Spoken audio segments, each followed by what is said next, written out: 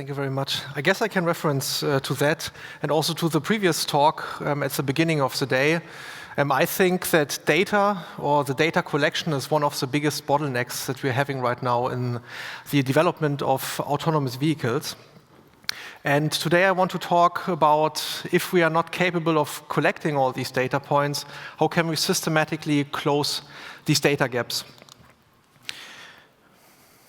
So basically, want to reference to the Sense, Plan, Act process. We also have to acknowledge that this process is very much dependent on each other. So basically, you would need to have perfect sensing because all the inputs that go to the planning are very much dependent on that. So if you're not sensing perfectly, then the input to the planning becomes quite malicious, and this might lead to dangerous acting.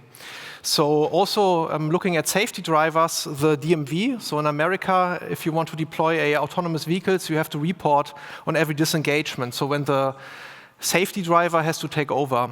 And looking at this data and the DMV report, still perception is one of the biggest issues. And I truly believe this also is because of the complexity of the different environment and the different environment condition that you are faced with, and the whole complexity of the data one has to deal with in the newest perception systems. So basically, the standardization is currently catching up on this a little bit. The ESOPAS 8800 will be published either by the end of this year or beginning of next year.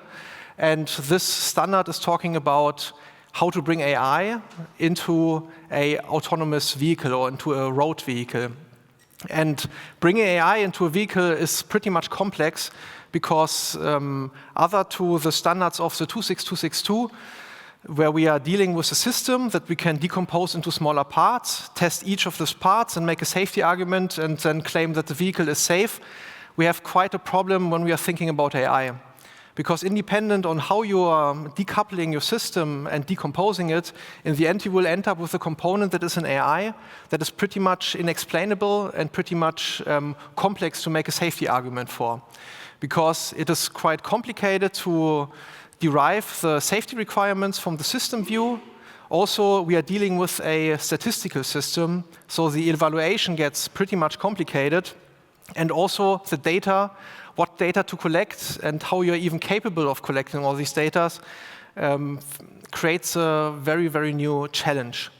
And what also is acknowledged here in this standard where the German automotive industry comes together is basically that the complexity doesn't really come from the AI system, but actually from the environment itself. If we would deal with an environment that is very much simple and very much trivial, we either wouldn't need an AI system for it, or the AI system would be so simple that we can just make a formal verification for it.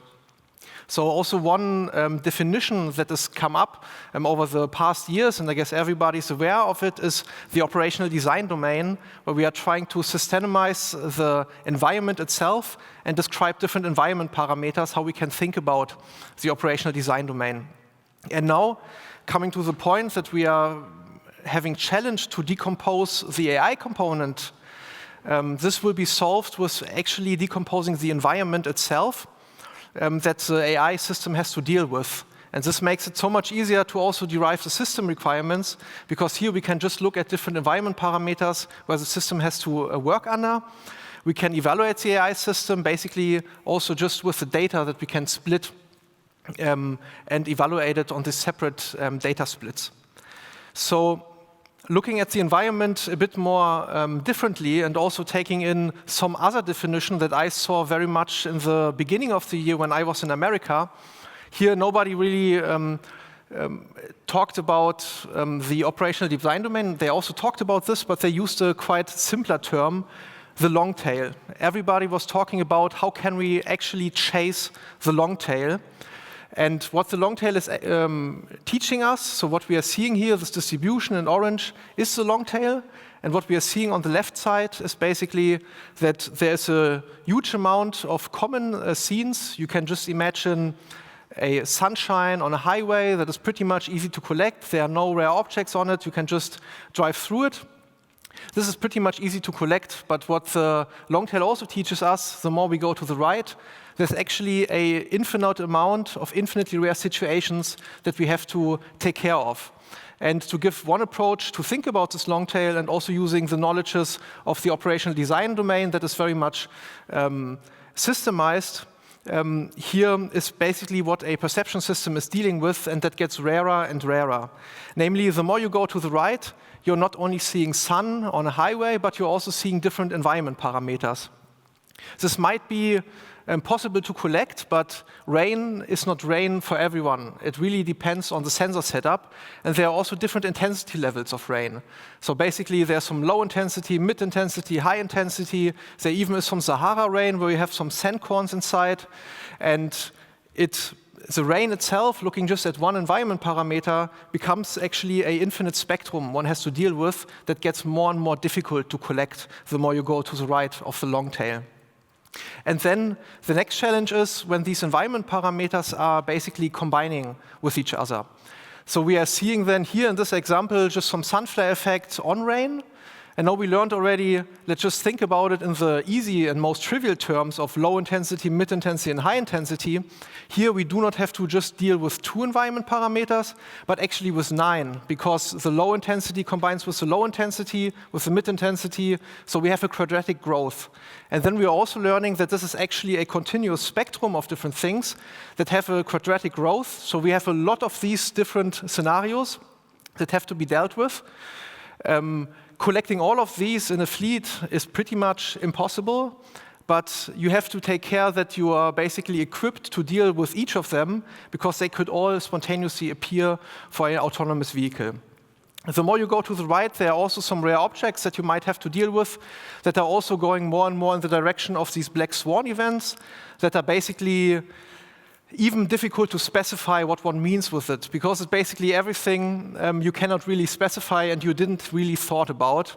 So it goes more and more to the right with more and more, and they're more unlikely to appear. What I want to concentrate today in this presentation is basically this big chunk in the middle and systemize the environment a little bit, and also propose a method how one can deal with it. So the biggest question is actually, how can we now collect a significant amount of data for all these rare conditions? So what we learned basically is that we're having this ODD definition that is represented on the left. It's this abstract curve, or this manifold that we are seeing, and I'm just looking at 2 environment parameters here. We have some brightness, we might have some rain, and we are seeing already it's quite impossible to fill all these data gaps to reach full test coverage. So there will be data gaps. The orange points are the real data points, actually. And what we want to do, and what we are also proposing, is going one step ahead and looking at the neighborhood and seeing how we can enrich these data points with the different rare environment parameters. And basically just look at one data point, take an original sequence, and augment it with different severity or intensity levels of rain to expand the data distribution, and then also to be capable to closing all of these data gaps that are pretty much impossible to collect. How this looks like in a scenario is that we are taking these original data points that you can see on the left. This is like the sunny highway scene, and we are enriching it with low intensity rain, high intensity rain. Potentially there are also some raindrops on the lens, depending on how big it is. Sometimes you also might see some rain streaks, depending on how much exposure time you're giving your sensor, and also some sun flare effects and many more. To explore the neighborhood, taking the data points that are easy to collect and making them rare, such that you can fill these data gaps and expand your data distribution. So, taking this approach, I want to go more in a use case study on the challenges that we are very much interested in, and that also our customers are very much interested in. Because our customers are developing perception components that has to work under different environment parameters and adverse weather conditions. So basically the challenge is always, how can you get from fair weather to all weather? And For example, in automated emergency braking, how well does it work under these different conditions, on these adverse conditions? And also, if you're supplying an AI model for a search in a data tooling that we are also seeing from DSpace today, under which ODD does it even work properly? And this is what we are trying to test out, and where I want to go deeper inside to figure out how can we increase these ADAS perception components to all these weather conditions that are essential. So basically, what you're having, you will have some data sets that we will split into train and test. And then there are different failure conditions that you might be interested in. For this emergency braking system, you do not really want to brake when you accidentally see a ghost target in front of you when you're on a highway, especially not on a German Autobahn. So if a human would see a ghost on the street and would brake very heavily, I'm very sure that this person would lose its driving license. Then when we have defined this failure conditions, we can basically specify on how we can detect this and automate this. This can be then split up to the different ODD, and maybe you have some sunny conditions here. You are having also some failure performance metrics that you calculated, but then you might be interested on, hey, how does it work on lens flare? How does it work on rain? If you do not really have this data or do not really have it in a significant amount.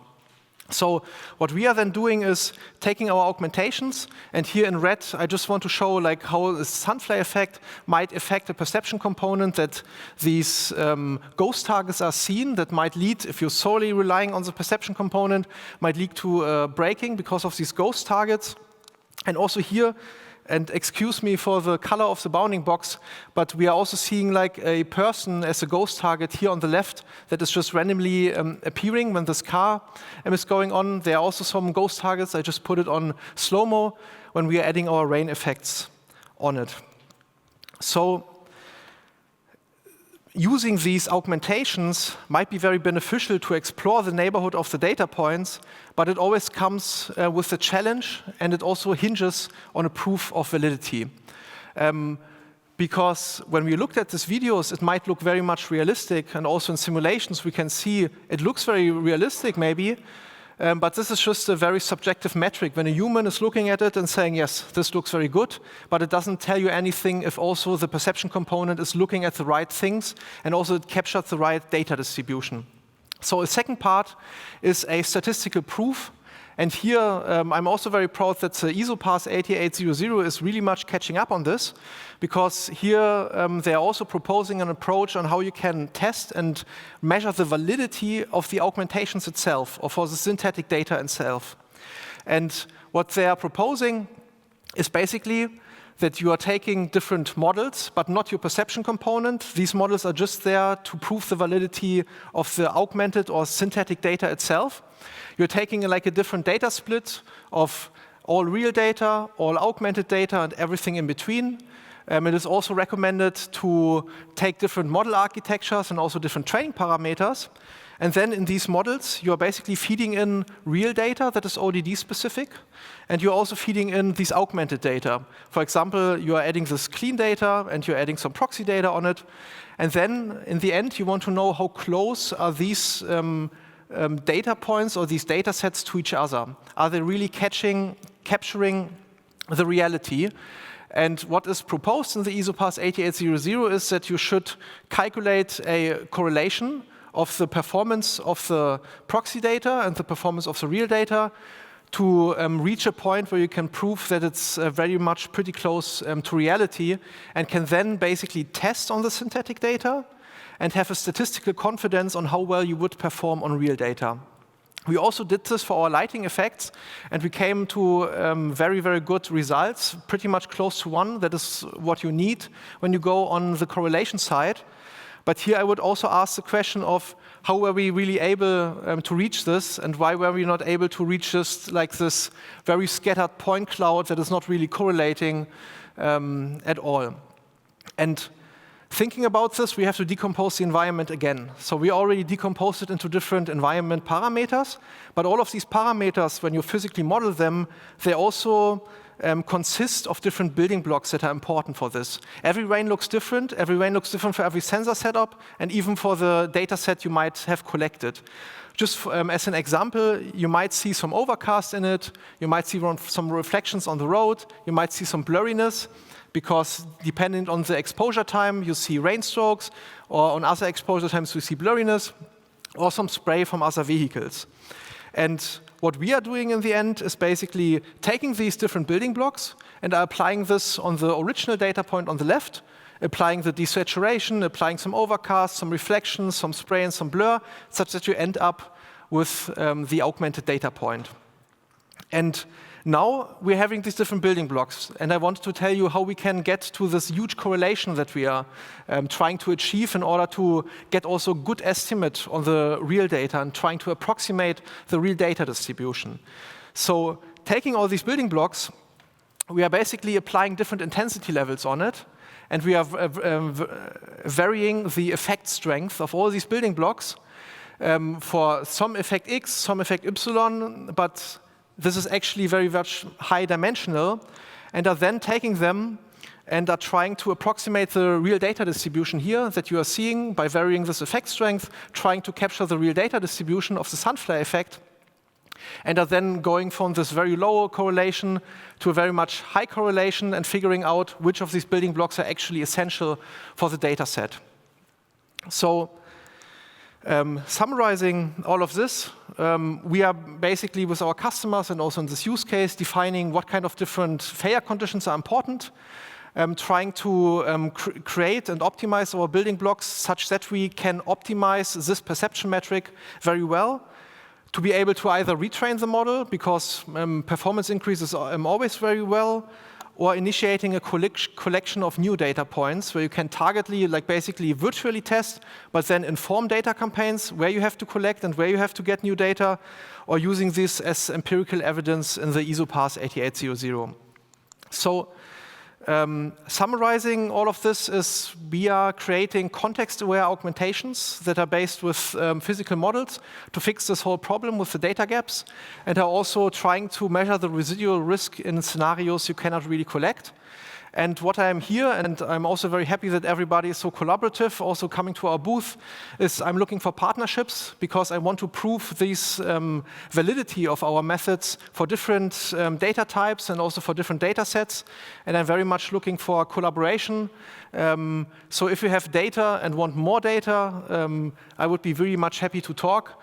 And please visit us at our booth, talk to me, talk to Maddie, and I am very happy to be here.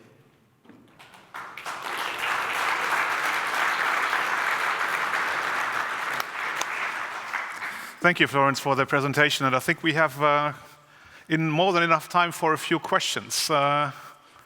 Maybe we start with this. I mean, you heard a little bit the challenges from Matthias before. I mean, how would you apply the neurocat methodology to the challenges that you got from Matthias? So where we come in is actually in the sense stage. So first of all, one has to make a proper definition of the operational design domain where it has to work. So does it have to work under rainy, snowy, and whatever kind of condition? And then basically figure out a strategy how to optimize our building blocks such that it captures the data distribution, and this would be basically how we would help. This saves costs in the collection of the data, in the labeling of the data, and then very targeted filling these data gaps that might be appearing. Okay, perfect. Thank you. Matthias, do you want to react to that, or happy with the answer? Happy with the answer, I guess. Happy with the answer, yeah. Any more questions from the audience? Any questions to neurocats on the data augmentation? Good. There's more, I'm sure. I was surprised if there was more. Yeah. A quick question on the data augmentation in general. So data augmentation is a key method in all neural network training frameworks. So what's like the key differentiator? Because things like brightness variations, artificial rain, glare are out there quite long and are, let's say, in pretty much every augmentation package. So what's the real difference here? Yeah. So the real difference comes from the fact that, I mean, I guess you're also referring to there's some open source tools like Hendrix and so on that are also modeled some rain. This rain was not modeled to be realistic. It was modeled to just create some kind of benchmark you can test the robustness on. What we modeled our rain against are these method validity or like different metrics that we are trying to optimize to create a rain that is pretty much realistic and captures what is required in this data distribution of the customer.